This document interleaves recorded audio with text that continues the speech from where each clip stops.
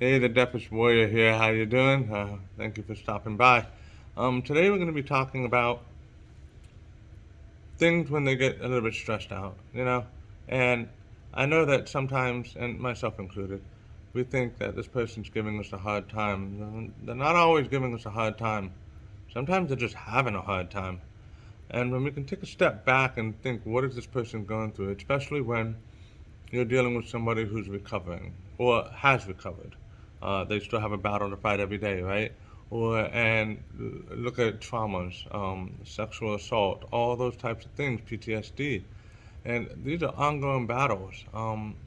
First, recognize the strength that a person is struggling, because it takes the strength to struggle. It'd be easy to get lost in whatever it is that takes all the pain away.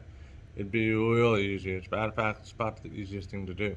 Um, but just to realize that the person is not necessarily giving you a hard time. They're not doing something to you. It's something that they're battling. There's a war going on. There's a battle. There's it's just not measuring up. There's a stress, an extreme stress, things like that, and you just happen to be in front of them. Well, you just happen to be the closest person to them. It doesn't mean that they hate you. It doesn't mean that they're trying to hurt you or anything like that. Now, don't get me wrong. You should protect yourself and make sure that your boundaries are not crossed, because we have to set our boundaries. It's a healthy thing to do.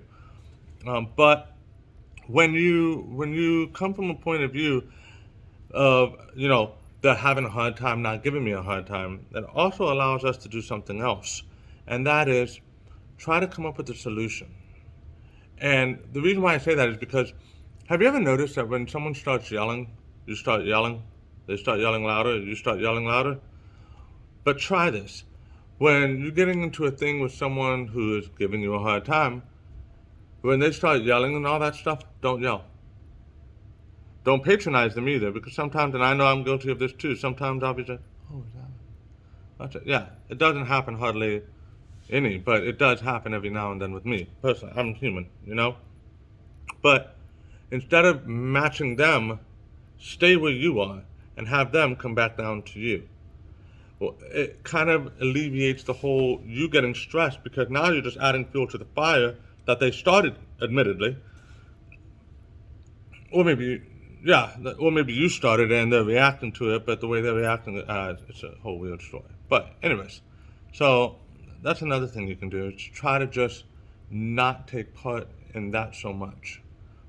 You can always, how do I say it?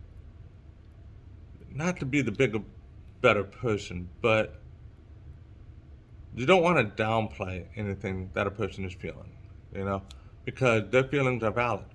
Now, their feelings might not match what your feelings are. You might see something a totally different way. That doesn't mean that you can't be empathetic to what they're feeling, whether you're the cause of it or not. You see, sometimes in doing that, what you cause to happen is the person to be able to take a breath, take a step back. See, it's real easy when someone's mad at you to say, "Oh yeah, I'm gonna show you." Why? Like, why? You weren't mad until they got mad. And most of the time, the stuff they're mad about, you're not even mad about. You're just mad at the fact that how dare they be mad at me. I know, I've been there too. Yeah, you know it. I know it. We both know it. But so when you can kind of understand that part, then there's another part, and it's kind of like my secret weapon almost. When people are talking and they've had a bad day, for example, okay, and or they're fiending, or they start getting their tics and stuff like that. They're they're at war up here, okay? They're at war, and when they're around you, sometimes they're in war mode.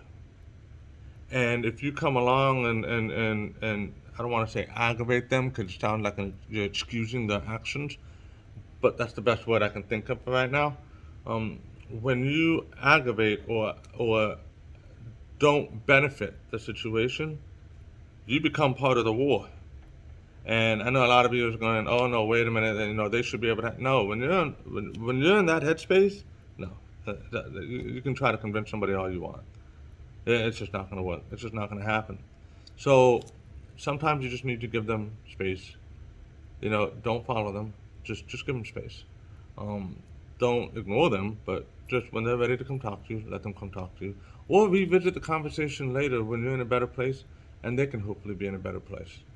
Not everybody's problems are yours to solve, but you can be kind. That costs you nothing.